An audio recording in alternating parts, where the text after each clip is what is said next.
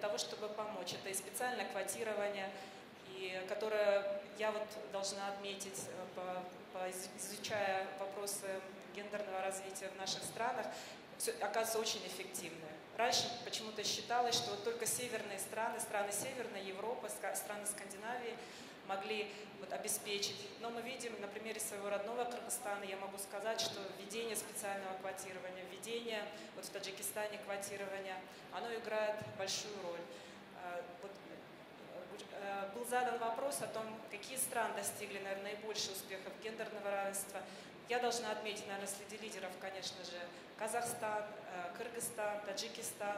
В частности, о своем родном Кыргызстане хочу сказать, что в разные годы, за 20 лет независимости, женщины являлись руководителями Верховного суда, Генеральной прокуратуры, Министерства юстиции, Министерства здравоохранения, Министерства культуры, Министерства образования. И в конце концов Кыргызстан был первой страной Центральной Азии, в которой руководила женщина. У нас была первая женщина-президент Центральной Азии.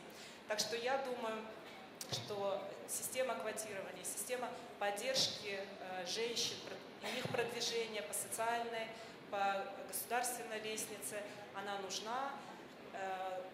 Другим аспектом я бы хотела еще отметить, Карат Нематович, он ушел, к сожалению, отметил, что на последних выборах Маджлис число женщин-депутатов, число женщин, представленных в парламенте, увеличилось на 40%.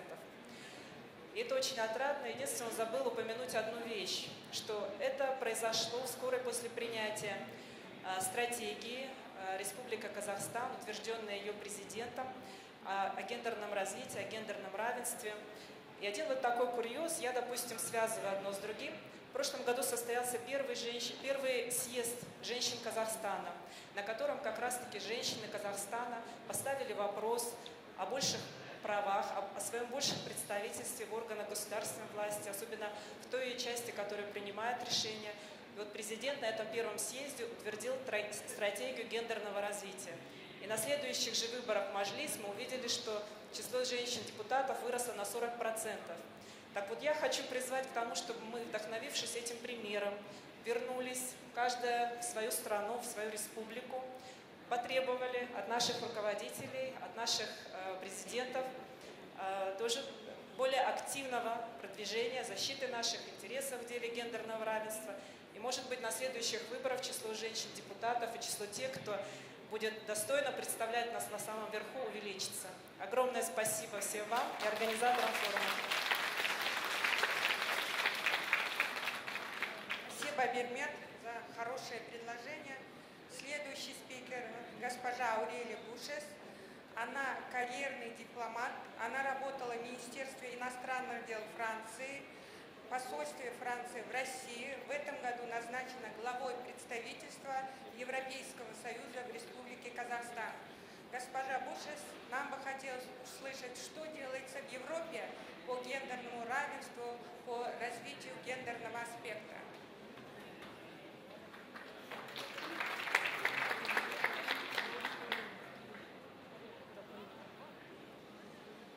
First, good afternoon, and let me thank the Astana Economic Forum for this invitation and opportunity to speak.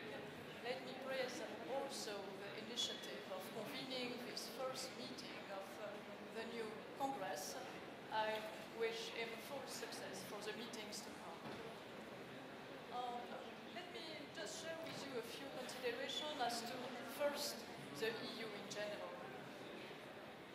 Of course, gender equality is not a new principle for the EU. However, the recent Lisbon Treaty, which dates back to 2009, which conferred the full-fledged diplomatic international personality to the EU and made of the EU a full-fledged diplomatic actor. This same Lisbon Treaty contains a high-level affirmation of the principle of gender equality and of the commitment to develop EU policies in the field of gender equality. Those principles have now a strong legal value. And indeed, it commits its members to combat inequalities and fight any type of discrimination. In addition, of course, a number of regulations, commitments have been agreed upon by the member states. In particular, the EU Gender Equality Strategy has been adopted in 2010. It spells out a series of actions based around 5 priorities. And indeed, I think a number of those priorities are very much matching the priorities set out already by a number of previous speakers. Priorities are economy and labor market, equal pay, the principle for women to be paid the same amount of money than a man for the same work, equality in senior positions, it's about the way women can be promoted the same way than a man, tackling also gender violence, let's not forget this, it exists, it continues to exist, and also promoting equality between sexes beyond the EU, which means also in the partnership and cooperations between the EU and third countries. So, of course, those 5 priorities are further declined in some priorities and so on. Let me just underline that among the key concrete elements, they try to promote female entrepreneurship and self-employment. They are recommending to institute an annual European Equal Pay Day to raise awareness of the fact that women continue to earn an average of nearly 18% less than men across the EU. So within the EU, there are still room for improvement also. And also, of course, working together with all member states to eradicate violence against women, including such practices as female genital mutilation. So it's a pretty comprehensive tasking that is contained in the guidelines. There has also been another set of guidelines on violence against women, and it has been put as a comprehensive package of the EU human rights guidelines in 2008. Because I mean a number of international actors, of nations, talk about human rights, but let's not forget that more than half of the human beings involved in human rights are women. And sometimes it is something which is a bit forgotten. And the guidelines inserted by the EU into those broader EU human rights guidelines, but at the service of the situation of women, include promotion of gender equality, combating discrimination, collection of data on violence, just to assess what is the situation and avoid the denial which is being observed sometimes on the part of a number of actors. And also developing indicators to measure the room for improvement or the improvement already achieved. Also combating the impunity of perpetrators of violence against women and promoting access to justice for women. Once again, there is a real attempt to encompass all the dimensions, and this comprehensive approach wouldn't be complete without the judicial dimension. It's about the Court of Justice of the European Union, which, given the various international instruments to which the EU is part of, notably a number of UN conventions, also the legal provisions adopted within the EU I mentioned, the gender equality is a fundamental value of the Union, and the Court has acknowledged the existence of a principle of non-discrimination which must be regarded as a general principle of European law. This is the case QQD-Dereschi against Svedex GmbH. It is a precise it's a jurisprudence which indeed is to be applied in any relevant case. Indeed, it is a guarantee for women who nevertheless are able to go to that level of jurisdictions to defend their rights. Also, there is, as you know, the EU is not only about law, it's also about project and concrete things. We try to incorporate gender equality measures in our cooperation with third countries. There are specific measures, and also there is provisions in some agreement, including on commercial issues. There has been a number of action plans which have been agreed upon.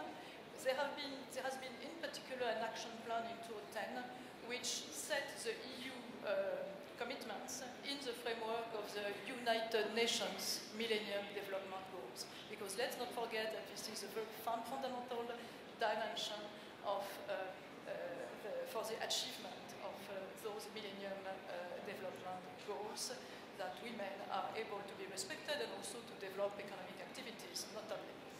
And indeed, this cooperation between the EU and the United Nations has been gaining momentum throughout the years. The last episode, dating April 2012, so it's very recent, is the signature of a partnership agreement between the EU and the UN, between Lady Ashton, the High Representative and Vice President of the Commission, and Mrs. Michelle Bachelet.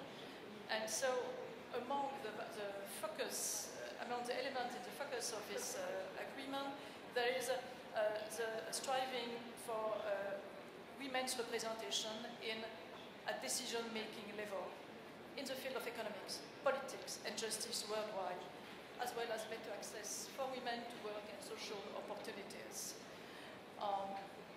So those are milestones for us, and it sets the general panorama of how the EU addresses those various issues. I would like to say a word to conclude those remarks on our cooperation with Kazakhstan, because indeed I think it's a very well chosen venue, if I may say, that we launch this first meeting of the Congress in Astana, since we in the EU appreciate very much the attention paid by the Kazakhstani authorities to the issue of gender equality. We also appreciate the steps and the improvements and achievements which have been realized so far, and we are committed to continue to cooperate with Kazakhstan on those issues.